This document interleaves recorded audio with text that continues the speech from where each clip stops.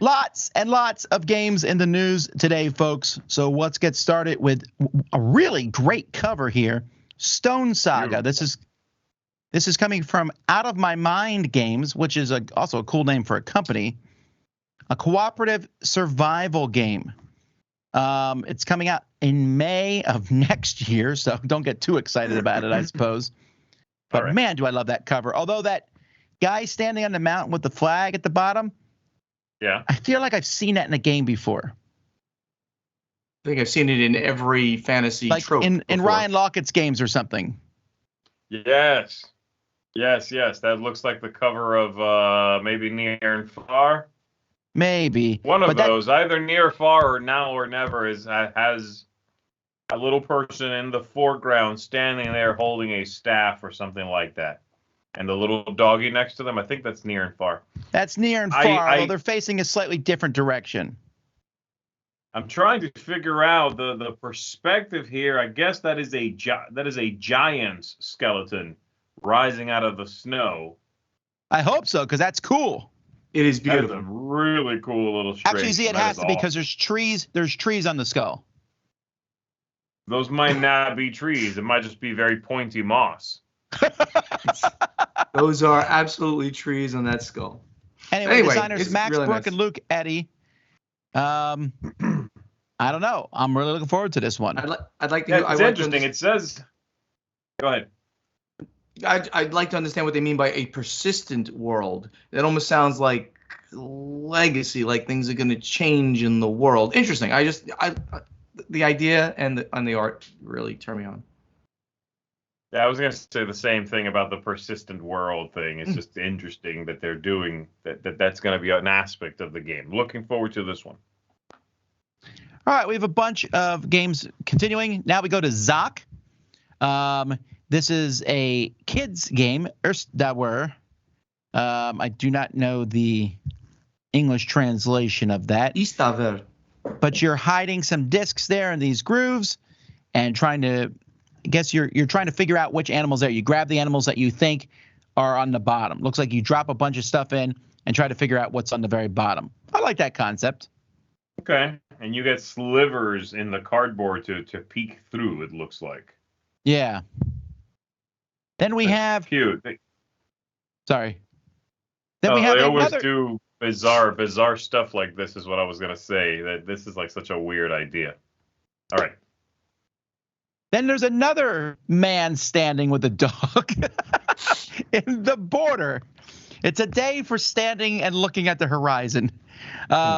This is from Michael Kiesling and Reinhard Stopp. That's a pretty solid pair of designers. So this is a roll and write, but with these two designers on board, that brings some really strong prestige, at least. Yeah, and I like NSV. I like the stuff they make. They're a little publisher. They do mostly little card games, but they're the people behind some great roll and writes. The next game is called Turing Machine. Now, I actually have played a early version of this, I believe, last year, actually. So, and I think you did too, Zee. Oh, gosh. Now I'm recalling. I think I played or watched you play it. I cannot recall, Tom.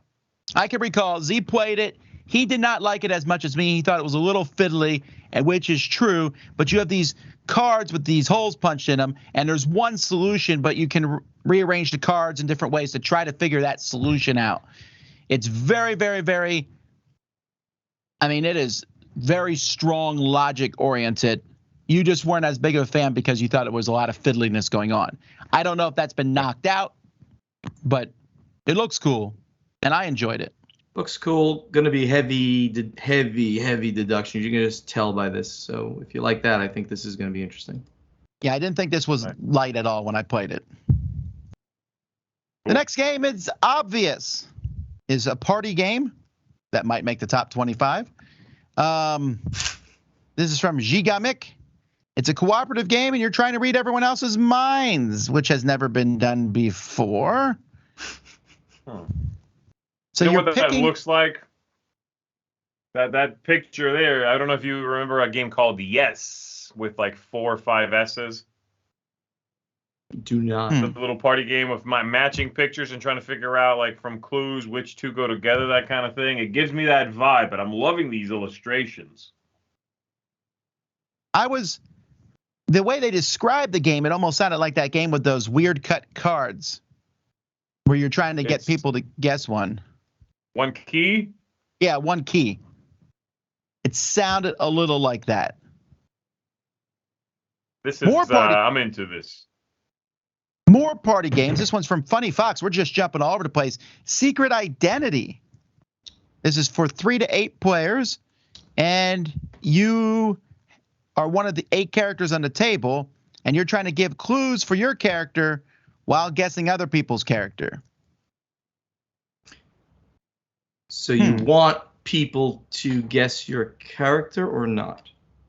I think so, and I think, though, that it looks like the clues are going to be kind of obscure clues, so it's going to be a little bit like So Clover, right? And right. Where you're giving these clues out, and then I'm like, oh, I'm bushy. Okay, maybe is he talking about a beard? You know what I mean? Whatever the clue might be. I'm hoping that's what it's like, because that sounds fun. All the clues seem to be little illustrations, like just line art. I'm assuming that comes from a deck of cards that's already been drawn, and you just... Oh, I see. Yeah, right. So it looks like you put them on a yes or a no slot. Right. So if there's a snake and they put it on no, then that would make me think your person is someone considered good. Not snake like. So are they gonna? These will be iconic characters. It said. So I guess like real people, historic people. I can't see the picture to see what any of those names are. It says but Pikachu. I can see it. Pikachu, Frankenstein. Oh yeah, I'll make it bigger. I can see Michael it. Jackson. Michael Jackson. There we go. Okay, fictional or real people. Spock. Okay. There you go. I'm kind of pumped about this one. This one sounds fun. I'm in. All right. The next game is called Team. That's a funny name. There's another communication party game. The designers are from Korea. And there's a bunch of tiles, and you reveal a sound card. And then the number of times you say the sound is different tiles.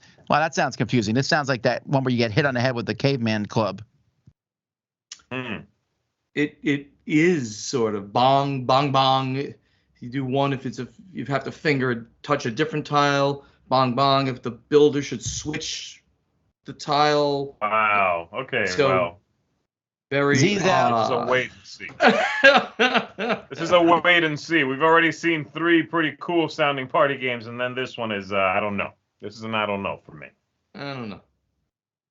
All right, Lucky Duck has moved into the realm of licensing games. I mean, they did already have video games like Fruit Ninja and stuff, but now they got Sherlock, the very popular BBC version of Sherlock Holmes, and it's a series of games based on this. The first is called Case Connection, competitive puzzle game of investigation and deduction. I'm curious, will it use an app? They did not say. What do you think? I think if it didn't have the Lucky Duck icon in the corner, I'd pass it off in a second. Well, this is going to be another one of those. Not escape room is the wrong, but another one of those things. Solve the puzzle. Placing the Sherlock, which is a phenomenal TV series, IP on it. I wonder if it strengthens the game or not. You're just going to be going to a location apparently and trying to reconstruct the theory of the crime. That's sort of what we get from the very short description here. I love Sherlock. This is going to be a Chronicles of Crime spinoff, though, Tom. I think this is Happiest. But it says competitive. Yeah. Competitive. Yeah. So it's like, you're independent of Sherlock. And it's also really cheap. It's $25. It's really, really cheap. And an IP game. Very that's why I'm thinking. They're trying to get it into mass market for sure. Yeah. Yes, 100%. But that's partly why I think this might be an app game, because the components in those games are very slim. There's not a lot of stuff in there. Well, speaking of mass market, we got some games from Funko. So I'm not sure that these are going to thrill many of our listeners, but maybe for your kids, we have the Happiest Day game, which Disney tries to get you to believe going to Disney is the happiest day of your life until you look at the credit card bill. This looks very mass market. This is one I'm going to probably end up playing it, but it comes with a spinner, so I'm suspicious. Well, it comes with a sleeve also. The box comes with a sleeve that says on the outside happiest day ever, but when you take off the sleeve, it says priciest day ever. I would love for that to be true. That would be great. All right, then we got Big Thunder Mountain, which is probably my favorite ride at Disney World. Excellent, gentle roller coaster. And this is, I don't know. You were trying to make a fortune by mining a mountain while avoiding its mysterious dangers. It has a mine tray, 3D mountain. Again, Funkoverse is, for me, with these kind of games, they're about 60% when I enjoy them. You know, they kind of nail it sometimes, and sometimes, we'll see. Sure. Then we got a Goofy movie game. Talk about, this is a throwback, man. Is that like evil? Is that like evil Goofy over there? What is that? Oh, it's the middle guy. What's his name? He's like a musician. He's like a Michael Jackson spinoff. Okay. Like riff on a Michael Jackson type character. I've never seen a very Goofy movie, so I don't know. The kid Max is into this guy as a performer. So a Goofy movie was awesome. I really like this movie. Oh, really? I haven't seen it in a decade at least, but I really like it. I do not know it. It's probably on Disney Plus. I'll have to go look it up. Yes, it is. The next one is Disney Return of the Headless Horseman game. It's a cooperative game. This one's 15 minutes. I wonder if this is similar to the Mickey coming out of the Beanstalk game or the versus the Giant type thing. I don't know. This one looks like it's a very simple game. It says 6+ for ages. Although that seems like an odd theme. Hey, Johnny, we're going to play Return of the Headless Horseman. Yeah, when I was a kid, this was a scary cartoon. It's a little dark, absolutely. Even though it is a fairy tale, but they're very dark, those things. All right, now we're sticking with Disney, but moving to a different company, the Op. We have Disney Sorcerers Arena. So this is, it's called Disney Sorcerers Arena Epic Alliances. It's based on a mobile game that I don't know a lot about, except I get when I play those games that have ads in them. This shows up all the time. It's a bunch of characters fighting each other in a virtual arena. That sounds interesting. I like the concept of it.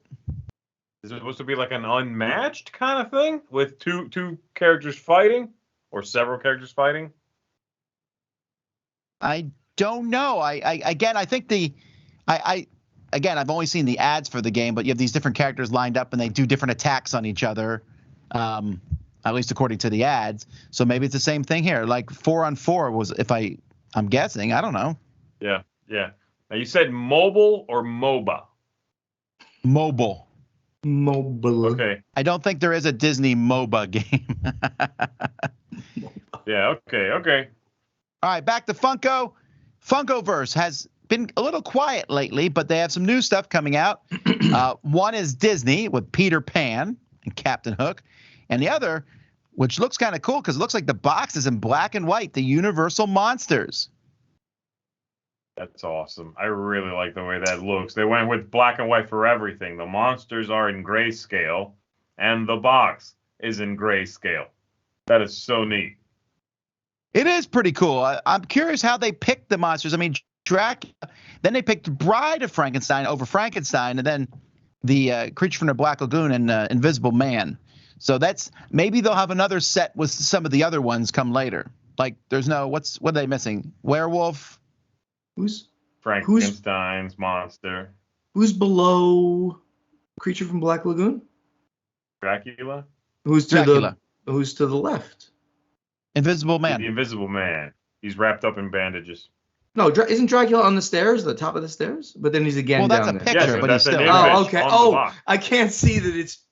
God, sorry. I can't see that it's actually the figures inside the box. Got it. Sorry about that. Yes. Come on. The next one, don't you know anything about displaying games on shelves? I've never understood the whole publishing concept. The next one I'm a little excited about. The Wizard of Oz adventure book game. So this is based, it's a second game in a line. The first one was the Princess Bride adventure book game, which was pretty fun. It's a cooperative game where you play through different scenes of the movie, and there's different, each page you turn is the board of the game. And then it has the same basic idea, but there's different rules of how the game plays. So like in a Princess Bride, one of the scenes is you're running away you're climbing up the cliff before the man in black can catch you. Or there might be, storming the castle at the end. The same thing here. So I like that idea a lot. I also like the cover. That's cool. Yeah.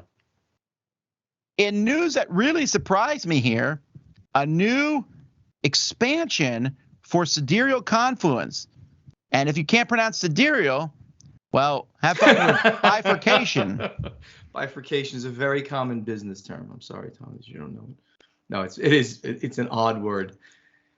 So it means division in two parts. So this is going to have 9 alternate factions. So in the original game, there's 9 factions. I think it's 9. It's 7 through 9. I don't remember what the number is exactly. But they're all very different, very asymmetrical. I can't imagine having more. This is like, I never thought, Sidereal Confluence, not enough stuff in the box. But this game has its extreme fans for sure. I'm really looking forward to playing Sidereal Confluence. I recently acquired it, and I hear it's really just a great negotiation game. So I'm really into trying this. So more content sounds good. I love this cover, by the way. It's wild. Well, speaking of good covers, The Good Doctor, it's time for our weekly Reiner Knizia segment. Has a new game, San Francisco, which from Rebel, I really do like this cover, though. It's a neat perspective of San Francisco. I don't really care what the game is about, blah, blah, blah. You are rebuilding San Francisco. It's a cool looking cover. It looks like the bridge in the background, barely visible there. Well, that's what I was saying to Mike when he was showing me the news, that there's 2 things I know about San Francisco. It has a bridge and it has steep hills with trolley cars. So they got them both in his picture. Got it all. And it's got Chinatown. There you go. That's San Fran in a close-up. Also from Reiner Knizia, from 25th Century, and another cool cover, Longboard. This is about building longboards to go surfing. I like this one. I mean, I like 25th Century quite a bit. The other one was from Rebel, which is also very good.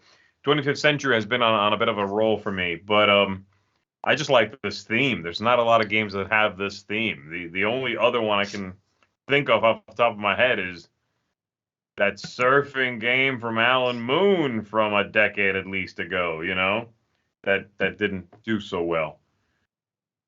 So yeah, it's probably going to be a pretty abstracted game. It is from Dr. Reiner Knizia, but I like this cover. I like this vibe more than, hey, here's another city's name.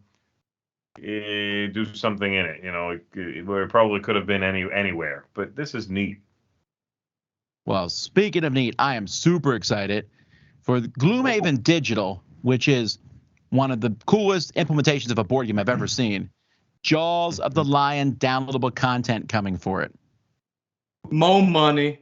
I will be spending more money. I'll buy this. I'll buy this the day it comes out. Because Jaws of the Lion is fantastic. The characters are fantastic. And the Gloomhaven Digital is so good, I will probably never play Gloomhaven, the board game, again. It's so sad that you say that. Well, is this a video game more than a board game? Like, will this teach me how to play Jaws of the Lion? Yes. It's literally the game. What the Gloomhaven Digital is literally Gloomhaven. There's no differences. It's 100% Gloomhaven, and it gives you the fun graphical representation of your characters. And, even more so, it does what I like about these kind of video games, where it doesn't allow you to break a rule. So you're playing things right. And there's like some fiddly things about Gloomhaven, like keeping track of elements. You don't have to do that because that does it for you. We haven't seen that. I haven't seen that yet. but It's actually been happening. It's just on the side of the board. It's happening. You're just not noticing it. Are you serious? No, Yes. but no one's been. Have you been My getting? character does occasionally. I'm the mage, remember? Well, you got to mention that you're using stuff. I would like to see it happening. Very Oh, interesting. I was waiting for you to pick your cards. You're giving it away. All right. Investors are trying to split Wizards of the Coast from Hasbro. I don't understand the story at all. So, Mr. Buonocore. Q Stephen Buonocore. Industry, man of industry. So in business, occasionally there is a theory that the sum of the parts is greater than the whole. Is that the way I'm saying it? So a activist investor who owns only, but a large number, 2.5% of Hasbro stock, is trying to get the WotC division, right, WotC and Digital, split off from the main Hasbro, all the stuff that we know and don't like. The theory is that if you do so, those two companies will double the value of the whole company. So let's say Hasbro is now a $50 billion market capital. Splitting them up will create a two $50 billion companies, doubling the value for shareholders. Z, we're splitting you off the dice tower. Yeah, my market value is about to go up, baby. We're going to go from $100 $100 to $200. So we will go into this in more depth on Board Games Insider for those who really want to hear about like how this is possible, how the company, how the this investor, or the, you know, it's a group. It's not like a single person. How this group is going to have enough power to force this to happen is the or try to make it happen is the big thing. Certainly for you and I, if this happens, it's probably only a good thing, not from the money perspective, unless you own some Hasbro shares, but from the fact that then a hobby game company of huge magnitude will direct its own stuff. We already have the head of Hasbro now, as we reported on, I'm pretty sure here we did on Board Games Insider, the head of Hasbro was just promoted from being the head of WotC. That guy is now the head of Hasbro. So Hasbro hopefully is headed in a better direction anyway. But having WotC / the digital gaming separate could only help. I don't think that this is going to happen certainly anytime soon, but it'll be interesting if it does. All right. And then I'm very excited because at the beginning of the year, I made my predictions for this year. And one of my predictions was that no major convention would be canceled. They immediately canceled New York Toy Fair, making my prediction false. However, they moved it to September, so I'm back on, baby. And even more importantly, Nope. It's in September in Dallas. It counts. Nope. Doesn't count. A, no. B, Nuremberg got canceled. That's major. Nah, public's not allowed to go to that one. But anyway, public can't go to this either.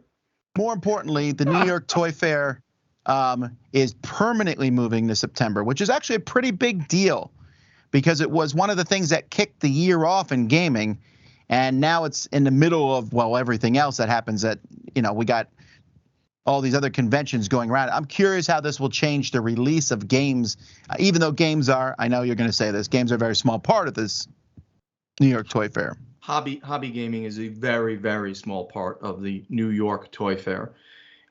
Interesting that I think that they already have a Dallas Toy Fair at that time. So I think they're kind of saying, we're going to make that bigger for this year and then potentially permanently, well, then just leave it there in 2023 or have it in New York, but then get rid of the Dallas Toy Fair. That sounds like the idea. I don't know. For hobby gaming, this is not a huge thing.